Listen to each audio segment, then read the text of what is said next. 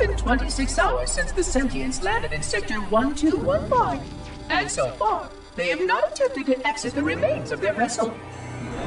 I say remains because their landing was either not executed adequately, or this vessel lacks significant maneuvering capability.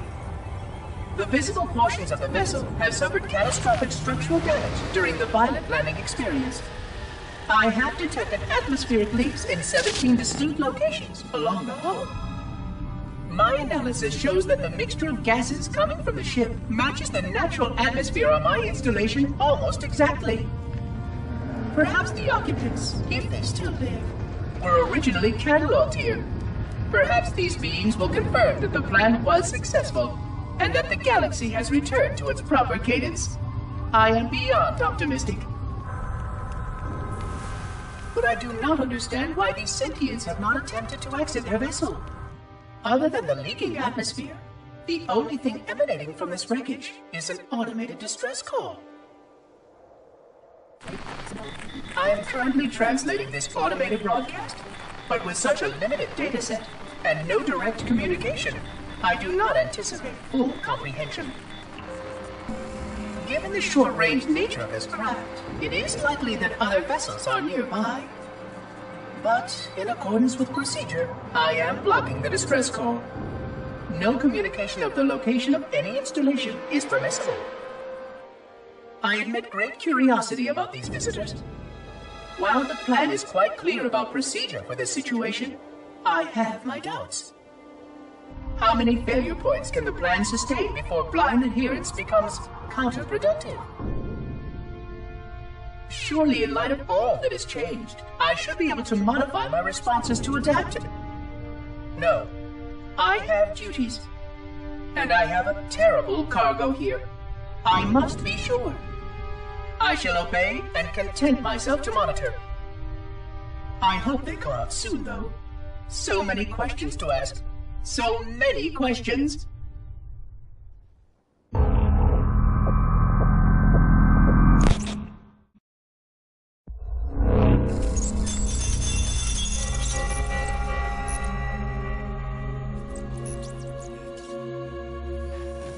Construction of the sarcophagus around the unexplained vessel was completed today. No occupants ever exited.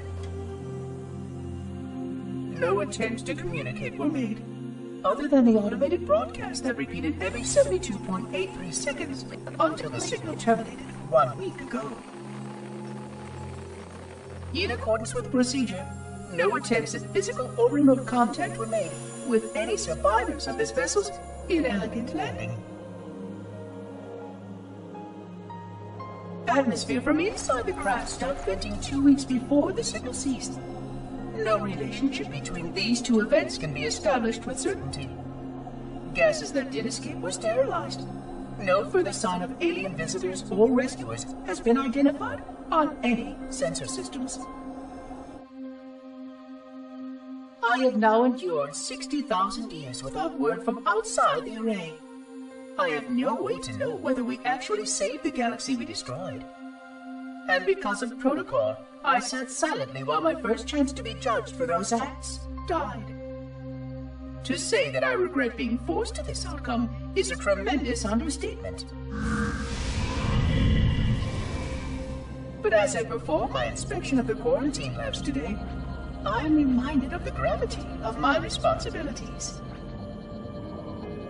Just one of these spores, if released from this facility, would render the ultimate judgment against our self-appointed role as protectors of this galaxy. When the plan to maintain the Halo array was created, it was a point of some contention whether we should preserve any remnant of the flood infection. Many thought this unwise, as there was a notable chance that one day one of our containment facilities might be breached. Those who held this belief were almost successful at convincing the Ecumen Council to destroy the last flood samples. But oddly enough, it was the librarian who decided otherwise. And I believe she was correct. I know in a way I cannot logically explain that there exists a way to actually defeat the flood. To immunize, to cure, I still struggle with multiple layers of memory of fighting the Flood. But I know this cure is possible, even though the full genius of the Forerunners was unable to achieve it. The Forerunners' ancient enemy held and used that knowledge once, but it was denied to us. And without samples for further study, that cure will never again be found. Of course, I have no reason to believe that here lies the entirety of the parasite. It may be waiting in the frozen void beyond this galaxy, or worse, inexorably drifting toward us. I don't know what survives out beyond my installation, but I know that in order for anything to survive, I have to protect this installation and its quarantine very carefully. Yes, the librarian was right to store it, examine it, continue to seek a cure. Still, next visitor, things will be different.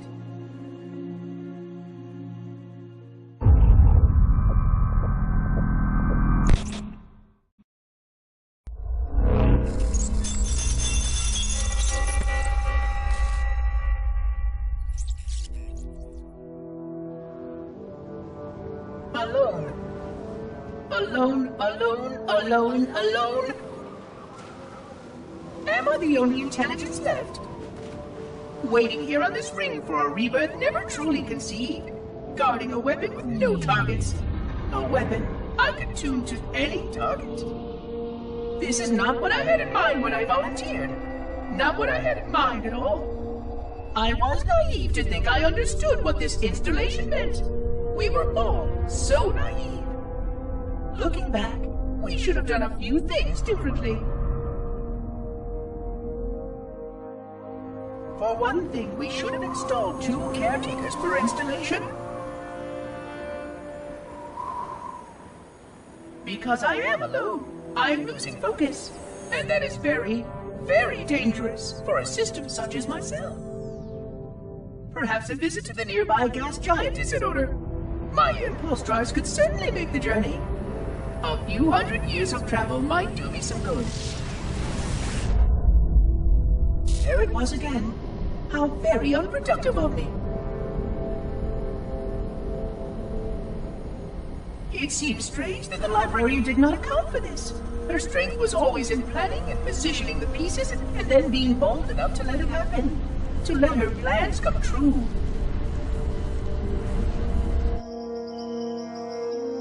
I was a part of many of those plans long before I knew for certain that she was real, before any of us were. But at the end, we had only a fragment of her brilliance left to us, and I fear that she did not fully appreciate the nature of my situation here, the problems it might pose.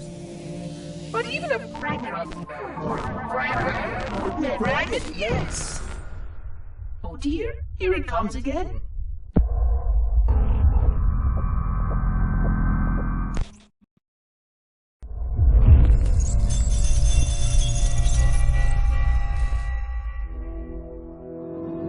$25,000 light years. That is the effective range of this installation. According to the star charts archived on board this installation, I estimate that there are 3,792 worlds capable of sustaining biological sentient life within that 25,000 light year range. In reality, it may be significantly more than that. And if the full array was tuned and activated by Installation 00, the harmonics of the overlapping waves would magnify that effect exponentially, cascading to cover every known star system. And that only considers the firing of a mere 7 halos. And the original 12 rings survived to see use. Sterilization would spread far further than most Forerunners ever feared we could reach.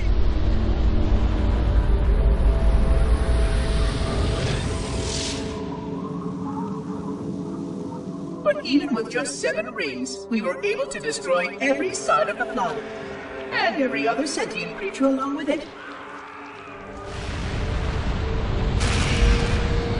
This victory was the will of our people, despite the fact that it meant our own end as well. But by our empiric measurement, it was a victory, and cleared the stage for the rest of the librarian's plan. I sometimes wonder whether the Didact could have succeeded at a much smaller cost. I learned the folly of opposing him personally, and his brilliance was unsurpassed.